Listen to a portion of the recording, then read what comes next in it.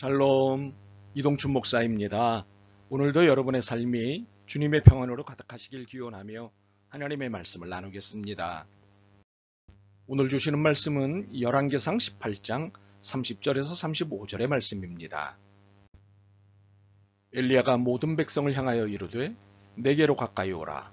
백성이 다 그에게 가까이 가매 그가 무너진 여호와의 제단을 수축하되 야곱의 아들들의 지파의 수효를 따라 엘리야가 돌 12개를 취하니 이 야곱은 옛적에 여호와의 말씀이 임하여 이르시기를 내 이름을 이스라엘이라 하리라 하신 자더라. 그가 여호와의 이름을 의지하여 그 돌로 제단을 쌓고 제단을 돌아가며 곡식 종자 두세 알을 둘 만한 도랑을 만들고 또 나무를 버리고 송아지의 각을 떠서 나무 위에 놓고 이르되 통 넷에 물을 채우다가 번제물과 나무 위에 부으라 하고 또 이르되 다시 그리하라 하여 다시 그리하니 또 이르되 세 번째로 그리하라 하여 세 번째로 그리하니 물이 제단으로부터 두루 흐르고 도랑에도 물이 가득 찼더라. 아멘.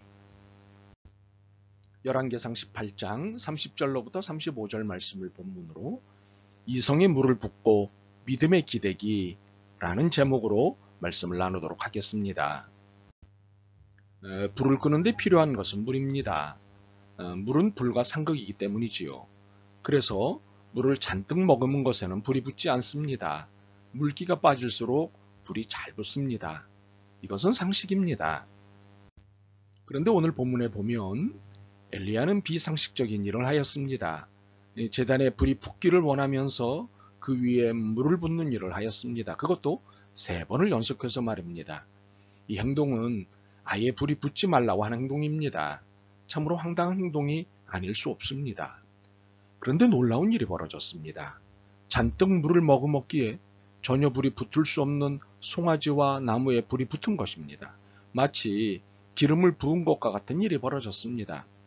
그런데 번제물과 나무만 탄 것이 아니었습니다. 불연제인 돌과 흙을 태우고 또 도랑의 물도 태웠습니다. 세상에, 도대체 이 일은 무슨 일일까요? 우리가 이 일을 이해하기 위해서는 무엇보다도 이 일이 엘리야가 일으킨 사건이 아니라는 것을 알아야 합니다. 하나님이 일으키신 사건이었습니다. 엘리야는 하나님의 사건에 쓰임을 받는 일꾼에 불과했습니다. 하나님이 지시하시는 대로 움직인 일꾼이었습니다. 바로 이 사실을 이해하게 되면 엘리야가 왜 불과 상극인 물을 연거푸 3번씩이나 부었는지를 이해할 수 있습니다. 엘리야는 자신이 단지 하나님의 심부름꾼으로서 이 일이 하나님의 일이심을 드러내는 일을 했던 것입니다. 불과 상극인 물을 붓는 일로서 주인이신 하나님이 드러났고 엘리야 자신은 심부름꾼에 불과하다는 사실이 드러난 것입니다. 이것으로 인생과 역사의 주인은 인간이 아니라는 것을 증명하게 된 것입니다. 엘리야는 심부름꾼으로서 물을 붓는 일을 통해 인간이 할 수 있는 일의 한계를 분명히 보여주었습니다. 물을 머금으면 머금을수록 불이 붙을 수 없는 것이 상식이고 자연의 법칙입니다. 엘리야의 행동은 바로 인간의 능력과 상식과 자연의 법칙까지라는 것을 보여주었던 것입니다. 상식을 넘어설 수 없고 자연의 법칙을 거스릴 수 없는 것이 인간인 것을 보여주므로 하나님의 전능하심을 증명하였던 것이지요.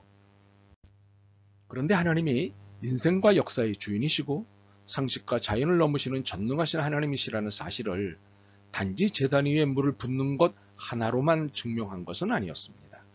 엘리야는 더 많은 것으로 이것을 증명했습니다. 오늘 본문인 18장으로만 봐도 충분합니다.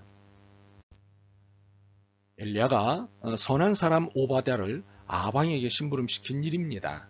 오바댜는 아방의 신하이지만 하나님을 경외하는 경건한 사람이었습니다. 그래서 그는 사악한 왕 몰래 여호와의 선지자 100명을 굴 속에 숨기고 음식과 물을 공급하였습니다. 그러던 어느 날 그가 왕의 심부름을 가다가 엘리야를 만났습니다. 그때 엘리야로부터 심부름을 하나 받았습니다. 가서 그대의 주인에게 내가 엘리야를 보았습니다 하고 말하시오. 그러자 오바댜는 긴 변명을 하였습니다. 오바댜는 두려움에 떨며 아합과 이세벨이 얼마나 극악한지를 설명했고 결국 자신은 죽게 될 것이라며 엘리야를 설득했습니다. 그러나 엘리야는 오히려 오바댜를 설득했습니다. 15절을 세 번역으로 읽어보면 내가 섬기는 만군의 주님께서 살아계심을 두고 맹세하오. 나는 오늘 꼭 아합을 만날 것이오. 이것은 오바댜를 무시한 처사가 아니었습니다. 엘리야 자신도 오바댜와 마찬가지로 상식과 자연의 한계 안에 갇힌 존재임을 고백한 것입니다. 그리고 오바댜나 엘리야 자신이나 하나님의 심부름꾼이라는 사실을 잊지 말자고 설득한 것입니다. 결국 오바댜는 이를 인정하고 아합에게 가서 엘리야를 보았다고 말했습니다. 이 말을 듣자 아합은 당장 엘리야를 만나러 갔습니다. 여기서 우리는 변화된 오바댜의 태도를 볼 수 있습니다. 하나님의 전능하심을 자신의 한계 안에 가두어 두었던 태도에서 자신의 한계를 하나님의 전능하심에 내어 드리는 태도로 바뀐 것을 볼 수 있습니다. 오베다는 더 이상 자신의 한계 안에서 하나님을 바라보지 않았습니다. 하나님의 전능하심을 자신의 한계 안에 가두지 않았습니다. 하나님의 전능하심에 자신의 한계를 의지했습니다. 엘리야와 아합이 드디어 만난 일입니다. 아합이 엘리야를 죽이기 위해 찾아다닌 세월이 3년이 넘었습니다. 그러니 약이 올랐고 독이 오를 대로 오른 아합이었습니다. 그런데 엘리야는 이런 아합에게 자신의 거처를 알렸습니다. 엘리야를 만나자마자 아합은 이렇게 욕을 해댔습니다. 이스라엘을 괴롭게 하는 자여 너냐? 이렇게 독이 잔뜩 오른 아합에게 엘리야는 자신의 거처를 알리는 위험을 단행했던 것입니다. 이유가 무엇이었을까요? 전혀 기죽을 이유도 무서워해야 할 이유도 없었기 때문입니다. 이것은 아합의 욕을 대하는 엘리야의 태도에서 알 수 있습니다. 18절과 19절을 세 번역으로 읽겠습니다. 내가 이스라엘을 괴롭히는 것이 아니라 임금님과 임금님 아버지의 가문이 괴롭히는 것입니다. 임금님께서는 주님의 계명을 내버리고 바알을 섬기십니다. 이제 사람을 보내어 온 이스라엘을 갈멜산으로 모아 주십시오. 그리고 이세벨에게 녹을 얻어먹는 바알 예언자 410명과 아세라 예언자 400명도 함께 불러주십시오. 참으로 천하무적 아합 앞에서도 기죽지 않는 엘리야의 배짱은 놀랍습니다. 이 배짱의 근원지는 하나님입니다. 그리고 하나님에 대한 경험입니다. 지난 3년 6개월을 가뭄 중에도 굶어 죽지 않는 경험을 한 엘리야였습니다. 매일 하나님이 보내시는 까마귀를 통해 음식과 물을 공급받는 경험을 하였습니다. 이 경험이 그리고 이 경험을 시키신 하나님이 배짱의 근원지였습니다.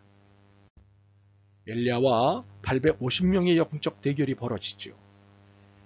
이사벨에게 녹을 얻어먹는 바알 예언자 450명과 아세라 예언자 400명, 도합 850명의 무당들과 갈멜산에서 한판 승부를 벌이게 되었습니다. 누구의 하나님이 진짜 하나님이신지를 판가름하는 대결이었습니다. 그런데 숫자는 절대 불리했습니다. 그러나 엘리야는 눈 하나 깜짝하지 않고 이들을 대면하였습니다. 그들이 하루 종일 쏟아내는 떼창, 즉 850명이 합창해도 전혀 기죽지 않았습니다. 대부분의 군중들이 그들을 지지해도 전혀 긴장하지 않았습니다. 오히려 여유가 있었습니다. 27절에 보시면 정오에 이르러는 엘리야가 그들을 조롱하여 이르되 큰 소리로 부르라. 그는 신인증 묵상하고 있는지 혹은 그가 잠깐 나갔는지 혹은 그가 길을 행하는지 혹은 그가 잠이 들어서 꾀워할 것인지 아멘. 엘리야의 이 여유에 아합처럼 독이 바짝 오른 850명은 더욱 광란의 수단과 방법을 동원했습니다. 28절에 보시면 이에 그들이 큰 소리로 부르고 그들의 규례를 따라 피가 흐르기까지 칼과 창으로 그들의 몸을 상하게 하더라. 그러나 그들의 수단과 방법은 실패했습니다. 반면 엘리야의 수단과 방법은 성공했습니다. 그들의 수단과 방법은 대단했고 광적이었습니다. 반면 엘리야의 수단과 방법은 단순했고 조용했습니다. 36절에서 38절이 읽지요. 저녁 소재 드릴 때에 이르러 선지자 엘리야가 나아가서 말하되 아브라함과 이삭과 이스라엘의 하나님 여호와여, 주께서 이스라엘 중에서 하나님이신 것과 내가 주의 종인 것과 내가 주의 말씀대로 이 모든 일을 행하는 것을 오늘 알게 하옵소서. 여호와여 내게 응답하옵소서. 내게 응답하옵소서.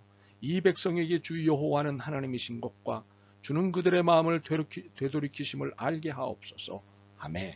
이에 여호와의 불이 내려서 번제물과 나무와 돌과 흙을 태우고 또 도랑의 물을 핥은지라. 자, 과연 이 놀라운 성공, 승리의 비결이 무엇이었나요? 하나님의 역사를 이해했기 때문이 아니었습니다. 신앙했기 때문이었습니다. 하나님을 믿고 바라보는 것만이 필요했기에 엘리야 자신이 무엇을 할 이유가 없었던 것입니다. 그렇기 때문에 그의 제스처는 복잡할 필요가 없었습니다. 광적일 필요도 없었습니다. 단순하고 조용해도 됐습니다. 일은 하나님이 하시기 때문입니다. 하나님은 우리의 상식과 자연의 법칙을 넘어서 계시는 분이십니다. 그러므로 하나님은 신앙의 대상입니다. 믿고 바라보는 대상입니다. 그 말씀을 따라 그 말씀을 붙잡고 하나님의 전능하심 속으로 돌아가는 것입니다. 거기서 하나님의 역사를 만나고 경험하게 되는 것입니다. 바로 이때부터 하나님을 이해하게 됩니다. 그래서 기도하게 됩니다. 여호와여, 내게 응답하옵소서, 내게 응답하옵소서. 이것을 이해하셨다면 여러분 자신의 이성과 이해와 감정과 경험과 지식의 물을 흠뻑 부으십시오. 더 이상 자신의 것으로 태우지 못하도록 물을 흠뻑 부으십시오. 성령의 생수를 부으십시오. 그리고 내 것으로는 하나님의 역사를 일으킬 수 없다는 것을 인정하십시오. 그리고 기도하십시오. 주 여호와가 하나님이신 것을 알게 하옵소서. 하나님은 이런 여러분의 기도에 응답하십니다. 아멘. 주님을 이해하는 범위 안에서 주님을 신뢰하려고 하였습니다. 주님을 경험한 범위 안에서만 주님을 인정하려고 하였습니다. 그러나 이 태도들이 얼마나 볼품없는 태도인 줄 이제야 깨닫습니다. 저희를 불쌍히 여기시고 긍휼을 베풀어 주옵소서. 저희들의 잘난 체에 물을 부어주시고 주님의 능력으로 태우시옵소서. 예수 그리스도의 이름으로 기도드립니다. 아멘. 오늘도 여러분의 믿음과 삶을 응원합니다. 사랑합니다.